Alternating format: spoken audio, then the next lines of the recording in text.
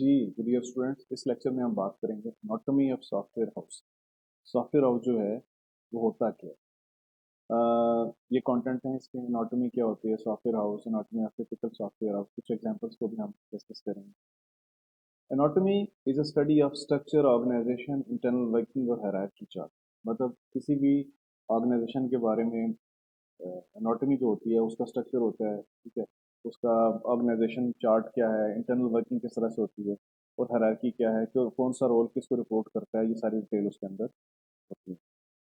Anatomy में look like this, किसी भी ऑर्गेनाइजेशन में एक बंदा है, उसके नीचे तीन डिफरेंट रोल्स हैं, उसकी फिर आगे टीम्स हैं, ठीक है। इस तरह की भी हो सकती है एनाटॉमी, या इस तरह की भी हो सकती है जिसमें एक सीईओ है, उसके बाद दो पैरेलल डायरेक्टर्स हैं, फिर उसके बाद अलहदा से उनकी अपनी अपनी टीम्स हैं, या इस तरह की भी हो सकती है। तो इस तरह से एनाटॉमी जो है आपको ये बताती है, इसको वैसे हम ऑर्गेनाइजेशन चार्ट कहते हैं। ऑर्गेनाइजेशन चार्ट के जरिए आपको पता लगता है कि कौन सा रोल, मिसाल के तौर पे टॉप रोल इस हायरार्की में ये है, इसके नीचे ये तीन रोल हैं, ठीक है। कि फर्ज करें सेल्स है, ये मार्केटिंग है, ये डेवलपमेंट है, एक्सेट्रा। इस तरह से आप रोल्स को डिफाइन करते हैं। और लाइक दिस, ठीक है, आपकी प्रोजेक्टाइज टीम भी हो सकती है। मिसाल के तौर पे आपकी टीम ए है, वो डेवलपमेंट के लिए है, टीम बी सेल्स के लिए है, टीम सी जो है ह्यूमन रिसोर्स या एडमिनिस्ट्रेशन के लिए, टीम डी जो है फाइनेंस के लिए, मैनेज करने के लिए है। तो इस तरह से टीम्स भी हो सकती हैं, ठीक है। इस तरह का स्ट्रक्चर भी हो सकता है। सॉफ्टवेयर हाउस होता क्या है? Software house is a company that primarily provides software products. These companies may specialize in business or consumer software or software as a service model. ठीक है, कंज्यूमर सॉफ्टवेयर कोई भी सॉफ्टवेयर बना के भी दे सकते हैं, बने बनाए भी आपको सेल कर सकते हैं, या सॉफ्टवेयर एज ए सर्विस दे सकते हैं। सॉफ्टवेयर एज ए सर्विस ये होता है कि आपको क्लाउड पे एक software as a service service जो है वो सोल्यूशन दे दिया जाता है। मिसाल के तौर पे जैसे जीमेल है, हॉटमेल है, ये बहुत सारी कंपनीज हैं, जैसे माइक्रोसॉफ्ट है, ओरेकल है, सैप है, ये आपको software as a service model application देते हैं। इसमें होता ये है कि आपको कोई इंफ्रास्ट्रक्चर बाय नहीं करना पड़ता, ना ही आप सॉफ्टवेयर बाय करते हैं, आप सॉफ्टवेयर को ऑनलाइन यूज़ करते हैं। और जब तक आप चाहें यूज़ करते रहें, आप उससे रिपोर्ट्स लें, आप उससे उसके अंदर डाटा एंट्री करें, आप उसको मल्टीपल लोकेशन पे एक्सेस करें, लेकिन आप सॉफ्टवेयर को ऑन नहीं करते, ना ही आपको अपना हार्डवेयर या सर्वर लगाने की जरूरत पड़ती होती है। आपको सिंपल एक लैपटॉप या डेस्कटॉप चाहिए और इंटरनेट चाहिए वो सॉफ्टवेयर को यूज़ करने के लिए। सो ये होती है, the common definition is that the company is mainly interested in developing and distributing software products, ठीक है। वो मोबाइल एप्लीकेशन हो सकती हैं, डेस्कटॉप एप्लीकेशन हो सकती हैं। अच्छा, एनाटॉमी ऑफ सॉफ्टवेयर इस तरह की भी हो सकती है जिसमें शेयर होल्डर्स हैं, बोर्ड ऑफ डायरेक्टर्स हैं। अगर बड़ी कंपनीज हैं तो वो उस तरह की इसकी एनाटॉमी भी हो सकती है। फिर शेयर होल्डर्स होते हैं सॉफ्टवेयर कंपनीज में, ओनर ऑफ द कंपनीज होते हैं, ठीक है। बोर्ड ऑफ डायरेक्टर्स हैं, बोर्ड ऑफ इश्यूअर्स हैं, सेम और पब्लिक और प्राइवेट कंपनीज। ये कंपनीज की फॉर्मेशन का जो हमारा लेक्चर है उसके अंदर हमने डिटेल से ये चीज़ें देखी हैं। बोर्ड ऑफ डायरेक्टर्स होते हैं जो स्ट्रेटेजिक डिसीजंस लेते हैं, पॉलिसीज डिफाइन करते हैं, ठीक है। और एक फिर वो सीईओ को अपॉइंट करते हैं जो कंपनी को रन करता है, ठीक है। सीईओ को आप टर्मिनेट भी कर सकते हैं ऑन पुअर परफॉर्मेंस। तो ये सारा काम बोर्ड का होता है। बोर्ड ये क्या करता है जी, कि ये इंश्योर करता है कि आपके पास एडिक्वेट फंड्स अवेलेबल हों, आपके एनुअल बजट्स को अप्रूव करता है, ठीक है। वो आपके स्टेक होल्डर्स को परफॉर्मेंस पे अकाउंटेबल करता है, ठीक है। सैलरीज और कंपनसेशन लोगों की बढ़ाता है या कम करता है, या उनको अदर बेनिफिट देता है, ये सारी बोर्ड की पावर होती है। फिर एक चीफ एग्जेक्टिव होता है which is appointed by the board.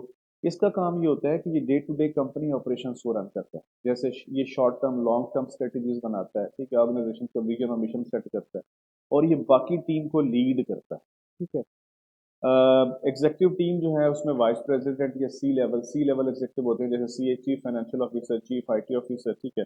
C level executive इनको कहते हैं, ठीक है। ये इनको एग्जीक्यूटिव टीम होती है, ये मैनेज बाई सीईओ होती है, ठीक है।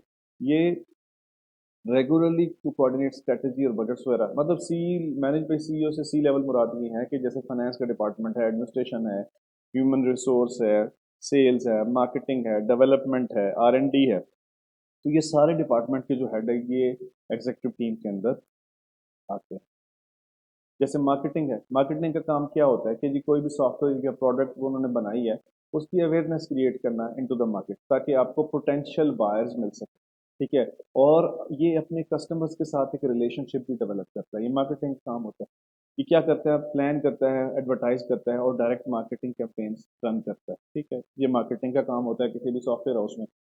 इसी तरीके से मार्केटिंग का काम ये भी होता है कि वो रिसर्च करता है मार्केट में कि कंपनी की नीड्स क्या है। ठीक है, वो फोकस ग्रुप बनाता है, ये कॉन्फ्रेंस सेमिनार या कोई और एक्टिविटीज करके बेसिकली मकसद उसका एक ही होता है कि अपनी प्रोडक्ट्स को वो ज़्यादा से ज़्यादा लोगों तक, सर्विसेज को ज़्यादा से ज़्यादा लोगों तक पहुँचाए। इसी तरीके से सेल होता है, सेल का काम ये होता है कि वो जो भी आपने प्रोडक्ट या सर्विसेज बनाई है उसको सेल करे। ठीक है, इसमें कोल्ड कॉलिंग का एक कॉन्सेप्ट होता है जहाँ पे नेटवर्किंग करता है लोगों के साथ सोशल मीडिया पे कि वो जो आपके पोटेंशियल कस्टमर हो सकते हैं, मीटिंग्स भी करते हैं उनके साथ। फिर इसका काम जो है प्रेजेंटेशन बनाना, लोगों तक अपने प्रोडक्ट्स की अवेयरनेस देना, फिर निगोशिएट करना लोगों के साथ प्राइस और उस डील्स को क्लोज करना, ये सारा सेल्स का काम होता है। फिर एक क्लाइंट सर्विस होती है। क्लाइंट सर्विस का काम ये होता है कि आफ्टर सेल सर्विस जितनी भी है ये उसको मैनेज करता है। ये develop and maintain existing client relationship. ठीक है, जो आपके हैं उसके साथ आप क्या करता है, पोटेंशियल क्लाइंट के साथ उनके साथ रेवेन्यू टारगेट्स बना सकता है, उनके साथ बिजनेस प्लान बना सकता है। ठीक है, तो ये क्लाइंट सर्विस का काम होता है। क्लाइंट सर्विस का काम ये भी होता है कि आइडेंटिफाई डिसीजन मेकर, कि कौन से लोग हैं किसी भी ऑर्गेनाइजेशन में जो फैसला करते हैं, फिर ये उनको अप्रोच करके अपने जो है प्रोडक्ट को पिच करते हैं। ठीक है, ताकि उनके साथ प्रॉपर लोगों के साथ एक प्रॉपर मैसेज पहुंचाया जा सके और उन्हीं के साथ निगोशिएट किया जा सके। फिर एक सॉफ्टवेयर डेवलपमेंट की टीम होती है। इसका काम जो है develop, manage and prepare best software development team. ठीक है, इसमें डेवलपमेंट टीम के अंदर काफ़ी सारे रोल हैं, जैसे सॉफ्टवेयर डेवलपमेंट इंजीनियर्स हैं, प्रोजेक्ट मैनेजर हैं, और फिर टेक्निकल लीडरशिप्स होती हैं, जैसे क्वालिटी एश्योरेंस के लोग हैं, रिपोर्ट्स डेवलपर हैं, फॉर्म्स डेवलपर हैं। ठीक है, तो जितना भी प्रोजेक्ट का लाइफ साइकिल होता है जिसको हम सॉफ्टवेयर डेवलपमेंट लाइफ साइकिल कहते हैं, उसको ये एंड टू एंड रन करते हैं, from design, from feasibility study to design, development, evaluation, testing and delivery. ये सारे साइकिल को सॉफ्टवेयर डेवलपमेंट की टीम मैनेज करती है। अच्छा, ये आर्किटेक्चर वगैरह भी बनाते हैं। ठीक है, सॉफ्टवेयर डेवलपमेंट टीम जो है वो स्टैंडर्ड्स को फॉलो करके जो है वो बेस्ट प्रोडक्ट डिलीवर करती है, perform costly with engineer develop product management, influence product development system and improving product, यानी उसकी आफ्टर सेल सर्विस, ये जो भी प्रोडक्ट्स को इम्प्रूव करना है ये सॉफ्टवेयर डेवलपमेंट टीम का ही काम है। इसके बाद सॉफ्टवेयर हाउसेज में एक फाइनेंस और एडमिन का डिपार्टमेंट होता है। ठीक है, फाइनेंस और एडमिन दो डिफरेंट डिपार्टमेंट भी हो सकते हैं, इकट्ठे भी हो सकते हैं। ठीक है, डिपेंड करता है कंपनी के साइज पे।